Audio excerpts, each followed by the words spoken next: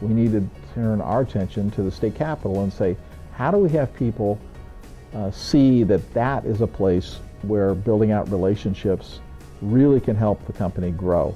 And so we did that. One of the opportunities in that was the economic club. A second piece that we came to the realization is that, particularly with high potentials, that one of the things we wanted to do is help people build a network that was outside of the group of people that they work with every day. You know, if you work in Indianapolis, if you work in Cincinnati, you have tremendous opportunities every day to be with people who are not like you, who don't work with you. The communities are just large and robust. In the case of Batesville, almost everybody that you see every day works here. And that's not a negative at all. That has a tremendous amount of value for us. But by the same token, it does create a challenge in terms of how do you actually build a network with people who aren't like you? How do you experience other people's ideas, the way they view the world, the problems that they've worked on?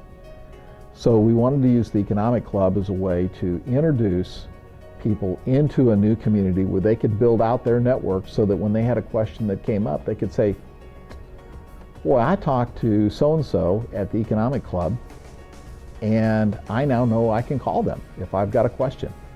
So I wanted to get to the idea of how do you build out a network.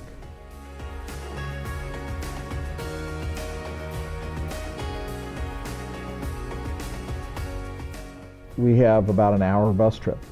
So one of the real objectives of this is to be able to get the high potentials together with a member of senior management or two, and we take a trip up, we have good conversations, we get to know each other.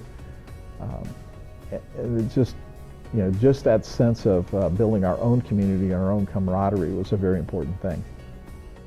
Well, when you attend an event like this, the first thing that happens is you have to decide are you going to be fully engaged or not.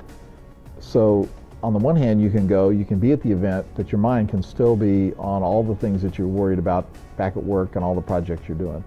So the first thing that can come is it's a way to help people make the disconnection. The second is that the speakers are almost always so engaging that you really become captivated by the conversation they're having.